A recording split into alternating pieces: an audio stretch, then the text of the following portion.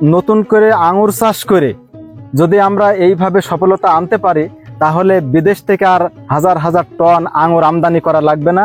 সেক্ষেত্রে যেমন কৃষকরা মানে উপকৃত হবে, সফলতা আনতে পারবে, সেই সাথে দেশকেও আরো এক ধাপ সামনের দিকে উন্নয়নের দিকে আগিয়ে নিতে পারবে। এটা হচ্ছে আমার পরিকল্পনা। আমাদের বাংলাদেশে সোনার ফসল, যা মনে করেন যে কল্পনার বাইরে, জীবনেও কোনোদিন কেউ কোনোদিন স্বপ্নেও বা কল্পনাতেও ভাবেনি আমাদের বাংলাদেশের মতো জায়গাতে এত সুন্দর, এত ভালো একটা জিনিস হবে।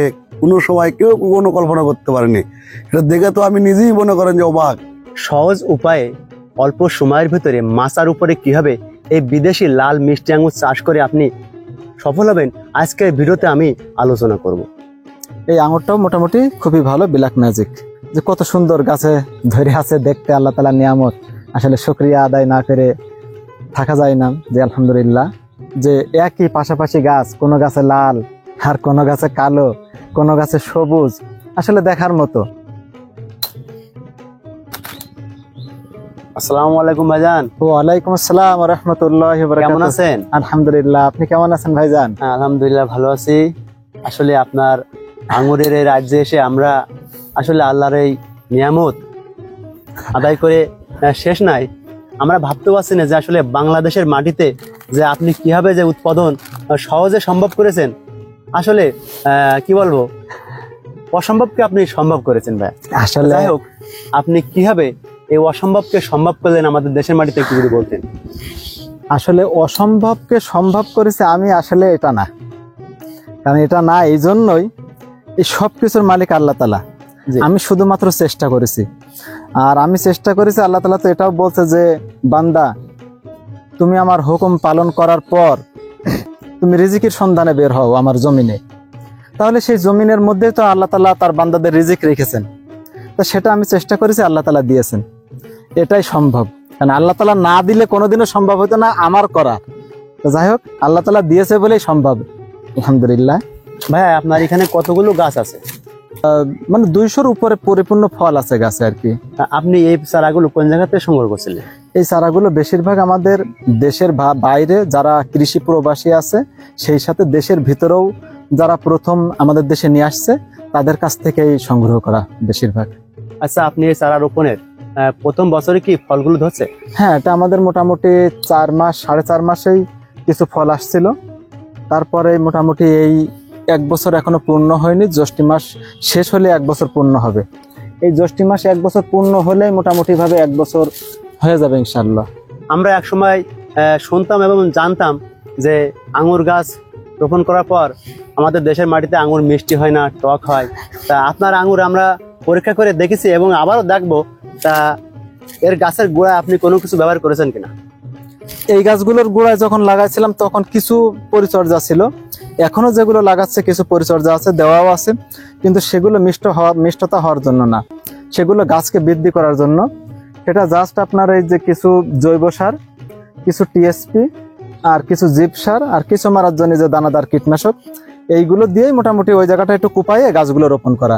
যেটা আমাদের পাশে এখন রোপণের কাজ চলতেছে, মনে হয় দেখেছেন একটু আগে আপনি, হয়তো মিডিয়াতে না দেখালেও ওখানে আপনি নিজে বাস্তবতায় দেখেছেন। এটা ওইভাবে দিয়ে লাগালেই মোটামুটি ভাবে আলহামদুলিল্লাহ মিষ্টতা হওয়ার জন্য কোনো কিছুর প্রয়োজন নেই। আমরা স্বাভাবিক যে চাষাবাদ করি এভাবে করলে হবে। জি জি জি। আর আপনি এখানে যে মাচা ব্যবহার করেছেন, এখানে যে পিলার গুলো ব্যবহার করেছেন, একটা পিলার থেকে আরেকটা পিলারের দূরত্ব কতটুকু দিয়েছেন? এগুলো আছে আমাদের এখন বর্তমান সব হচ্ছে আপনার পিলার গুলোর থেকে পিলারের দূরত্ব আছে আপনার, একদিকে আছে 10.5 ফুট 11 ফুট, আর একদিকে আছে 9 ফুট। আর একটি আঙুর গাছ থেকে আরেকটা গাছের দূরত্ব কতটুকু দিয়েছেন? এগুলো এখন ওই যে লাইনের থেকে লাইনের দূরত্ব আছে আপনার 9 ফুট, আর গাছের থেকে গাছের দূরত্ব আছে 6 ফুট 5.5 ফুট এমন। আপনি এবছর এই বাগানে কত মন আঙুরের আশাবাদী? আসলে এবার তো মনের আশাবাদীটা একটু কম, কারণ আপনি কিছুক্ষণ আগেও দেখেছেন মোটামুটি প্রতিদিনই মনে হয় 1000-1500 দর্শনার্থী আসে। সবাইকে যদি একটা করে ফল খাওয়াতে হয়, তবুও তো বুঝতে পারছেন কত ফল যায়। আসলে ওইগুলো তার কোনো হিসাব হয় না। যেটা মোটামুটি ভাবে আমরা পাইকারি বিক্রি করি যেগুলো, সেইগুলো মোটামুটি কিছুটা হিসাব হয়। তারপরও মোটামুটি এই যে বড় গাছগুলোতে দেখতেছেন এখানে আপনার কিছু গাছে হয়তো 15 কেজি 20 কেজি 25 কেজি এমন ফল আছে এই 1 বছরের গাছেই।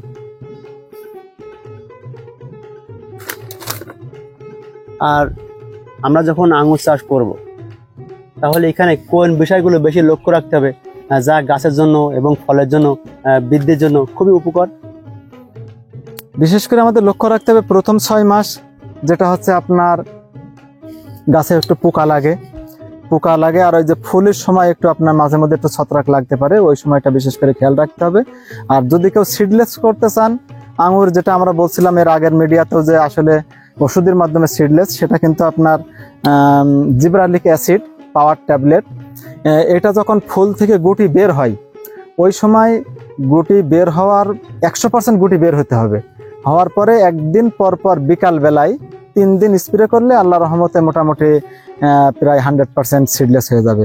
কিন্তু লক্ষ্য রাখতে হবে ওই সময় পাশে যদি কোনো ফুল থাকে সেই ফুলটা কিন্তু নষ্ট হওয়ার সম্ভাবনা আছে।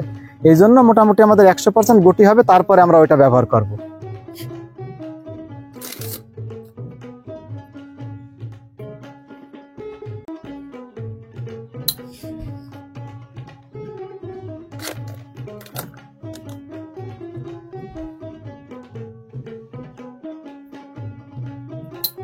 আর আঙুর তো সাধারণত মাচার উপরে করা হয়, জি, মাছা বাদে এই আঙুর চাষ করা যাবে কিনা? আসলে আঙুর তো আর মাটিতে হওয়া সম্ভব না, যে অবস্থাতেই হোক মাটি থেকে তাকে উপরে রাখতে হবে, আর উপরে রাখতে হলেই তার মাছা করাই লাগবে ইনশাল্লাহ।